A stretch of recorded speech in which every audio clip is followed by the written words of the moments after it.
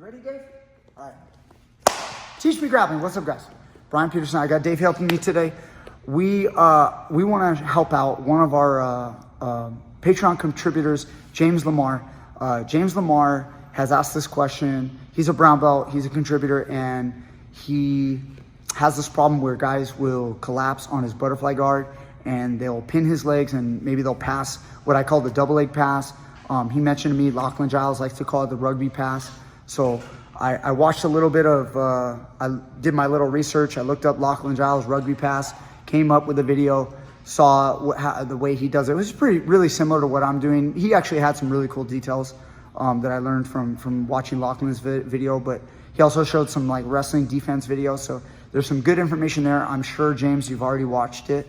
I'll try to give you what I think to help you out, okay? So what is this? What ends up happening is you have a guy on his back, and I'm also hoping that I can get this right, James. So, you know, again, watching the Lachlan video, I assume this is what you're talking about, which I literally was just teaching this past week.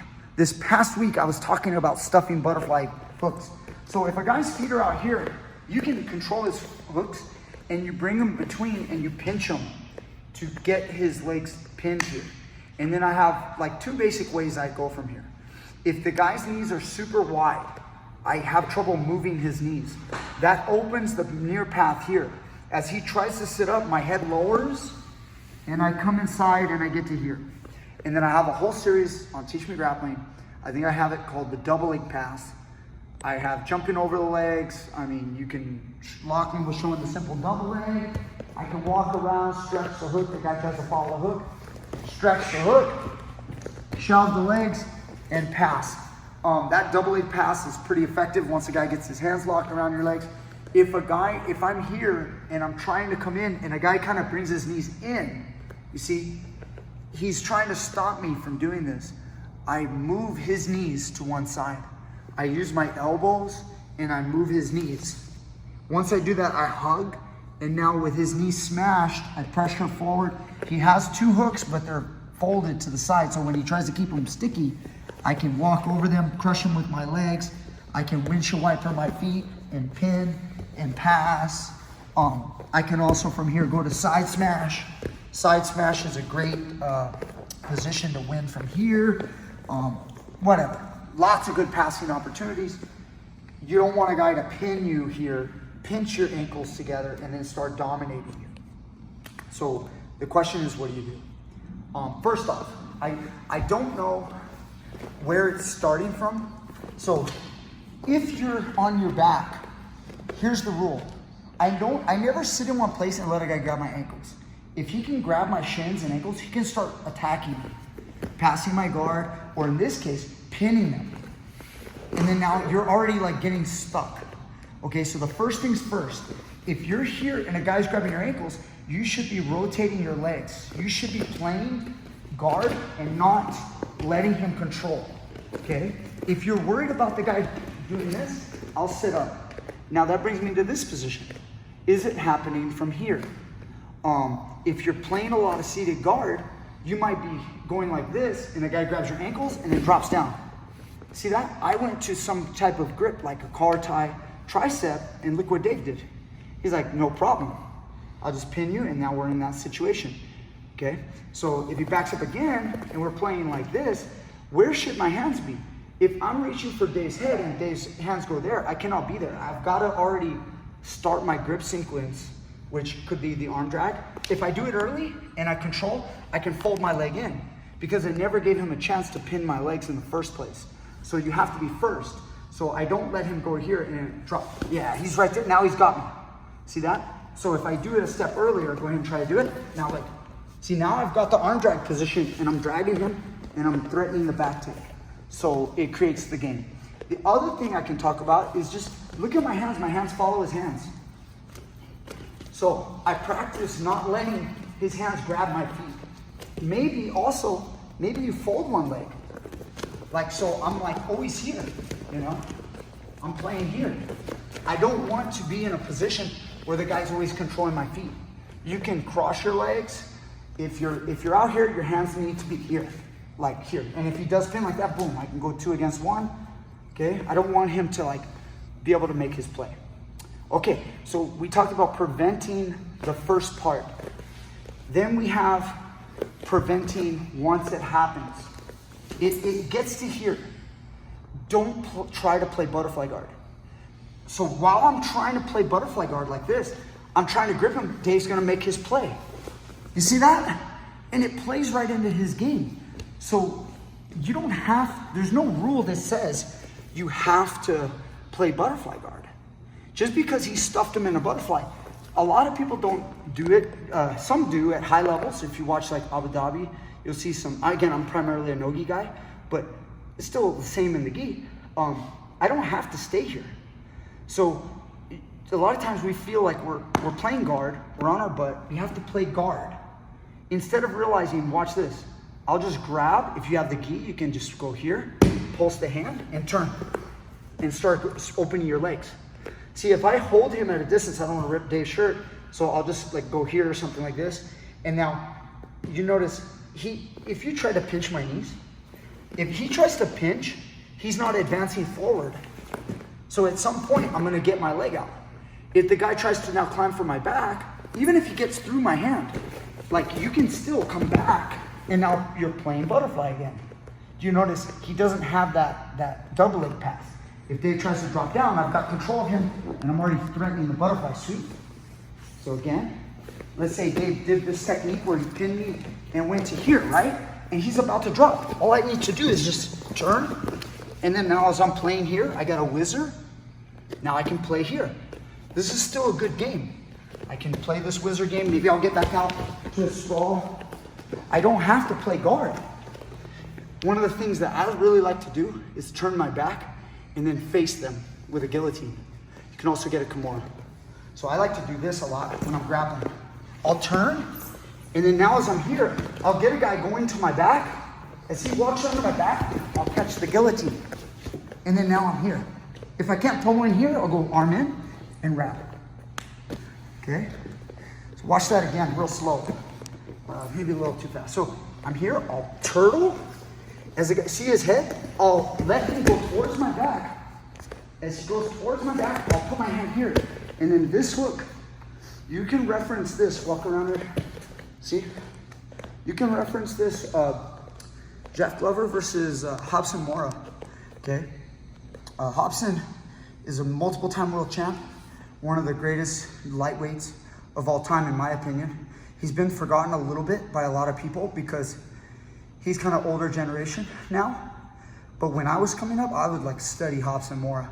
He got choked by Jeff with this in Abu Dhabi for the bronze medal. Hips back in and go there. So that's a good one. I was wanting to actually show that on a Teach Me Grappling video, so I guess James LAMAR is gonna force a couple videos into one. Okay, so that, now, what about the double leg pass? So I think I already have this on video, but here's some details. I end up going here and the guy gets my legs together. Now I know I'm flat right now. This is not good. I don't wanna be flat. But my arms, look at my arms. My elbows come in and I'm just pulsing right here on his shoulders. His biceps, his shoulders. I already know he's gonna choose a side. Once he starts to choose, you see how I'm giving the little half guard? And now it's a little annoying, so he knows, I know he's gotta step out. Now once that happens, I know he's committed. I move his face and I push his face in this direction. Now how did I do that? My arm is in and the bone of my radius, as I'm blocking here, is gonna go right up against his nose, his face. I lift and I push his face. At this point, I hip escape and I take my right leg and I wrap it around the back. You don't want it folded inside like this, because now when you're pushing him, you might be able to do this number. Watch, I hip escape and I whip that leg out. That might be a way to like escape, but it's not as good of an attack in my opinion as this one, where I go here and then I open my knee to my chest, wrap his back, hip escape, I pull. See, this arm is straight. If he's really close to me, I'll use my elbow. See that? I never push like this because I have bent position. Dave's too strong. But if I go like this and he pushes, he's running my elbow. If he gives me any kind of space, then I use my hand.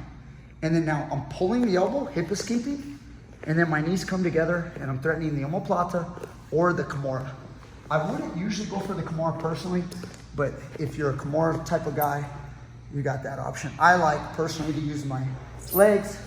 I like the omoplata. I just feel like it's very powerful. I can use it against bigger guys. Like if I'm facing a big guy, I'm not gonna Kimura someone like Dave. I can't. Like he's just too strong. He's probably just gonna straighten and then roll his wrist or turn his arm and I'm gonna lose it.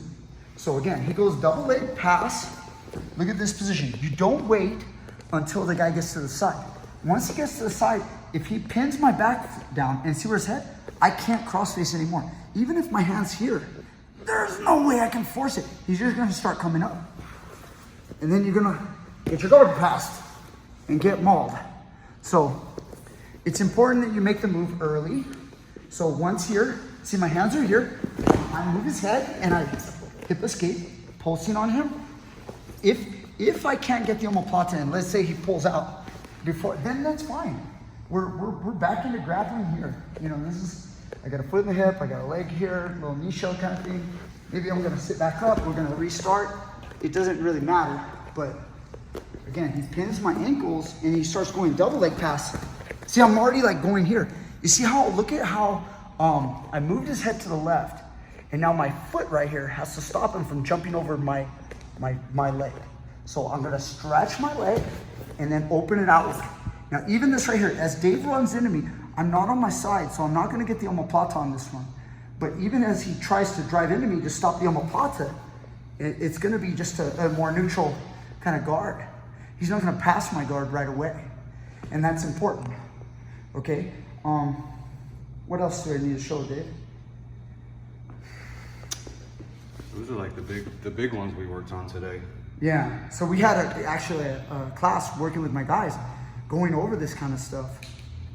How to pass the guard with the double leg pass, or what Lachlan calls the rugby pass, because I assume in Australia they don't even know how to wrestle. So they know how to play rugby. Once it happens and the guy goes double leg, we want to get on our side. Go ahead, double leg. And now I'm here. Like, if Dave jumps this side with his head here, remember, that's what he wants. So I don't want to be here. So the moment he's out, I got sticky hooks, and then now I move his hip, and I'm out here. Now look, also, stretch the leg, open the knee, and pull the knee to the chest. See that? So that this arm comes into this valley. This puts his arm in danger. He must retract. He has to pull his arm out and give you space. Because if he stays with a hug, it's a losing battle. If he stays with a hug right here, you're gonna hip escape and then get to here. And which is pretty awesome. Because now I'm sitting there for omoplata, he's gonna roll. If he rolls, no problem, I can roll with him. And we're still in attack position. We can hit all of our omoplata finishes, or if you want, you can just get the sweep. And We talked about not letting your knees get smashed together too when you're there. That's a simple pass for me on the top end, right? Yeah, like if I'm here, I could try to like open my knees a lot, you know? But again, and then, yeah, and keeping my arms. Look at my arms.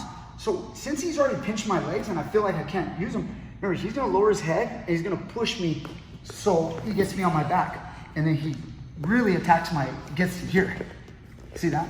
So from the very get-go, if Dave goes here, I widen my knees and look at my elbows. My elbows stay in. So even if Dave moves his head in the middle, right here, look at my hand. You see my hand right on your chest? And I can go underhooks. The problem is you grip like this and he bumps you down and he wins the underhook battle. Even still, yeah, like before you passed it, just like solidify the control. Yeah, like see this? Now I can't pummel. Too late. It's too late to pummel. So think about before this. When I was here and he was pinching in my hands, I just keep my elbows in. So I'm widening my knees so that he doesn't fold them to one side, because that would be bad. So instead, I open and my elbows are in. And Dave goes here, and look, I'm here. Now you have to win the underhook. So as he's trying to win the underhook, it's really hard for him. I can scoop my butt and I can start attacking. Keep your elbows in. Don't let the guy, don't grab him like this. You know, boom, he blasts you and you're like, oh, now it's too late. It's too late to get the underhook. That's huge too. Just learning good discipline, keeping my elbows in. I don't care if he lowers his head. You know, I might even like attack for the guillotine, right? But look at my elbows. My elbows stay in. So it doesn't matter if he smashes me and pushes me on my back. I'm just gonna be like, whatever. I keep everything tight. He's trying to negate my hooks. But now look, I've got the underhook, and now I can start locking this arm up. Okay, a la Gordon Ryan. So, James LAMAR, hope that helps you, dude, in your game. I think it was a good lesson for everyone, even me, even you. Like as we go over the techniques, it's like really, really solid. It helps us get better because when a question gets asked, the answers come out, and then it makes us hunt for more answers, more ways to deal with it. I didn't even show you all of the switch stuff off the double leg pass. Like Lachlan's video was cool because he talked about, I think it's something like wrestling, defending the rugby pass using wrestling or wrestling moves, something like that. And he basically, somebody showed him some wrestling where he sits up and he's kind of playing the wrestling style, like kind of like locking in the crotch. I don't think he actually locked in the crotch, but he rolled people, things like that. Guys, check that video out. Lachlan's got some good stuff on there, but I would add like even more stuff. Like he did show the switch. He didn't call it a switch, but it's basically a wrestling switch. There's so much stuff I got off that game with the switch, which that'll be another video. All right, hope you guys enjoyed Teach Me Grappling. Thank you, Dave, you're the man. All right, click those links down below at Patreon, PayPal, contribute to this channel. You guys know it. We got the YouTube membership. If you guys want to be a part of our membership, we got some bonus content inside the membership that only the members can see. You got to be a purple belt. Not a purple belt in jiu-jitsu. Some people get confused. A purple belt contributor. So we put the belts of jiu-jitsu like in contributors. So if you're like a white belt, a blue belt contributor, you pay less. You don't have to be a black belt to be a black belt contributor. So anyway, hope that wasn't too confusing. Purple belts, it's $10 or more, or $10 a month, and then you guys have access to those videos. Sorry I'm so long-winded. Thank you guys so much. I'll see you guys next time with more great stuff.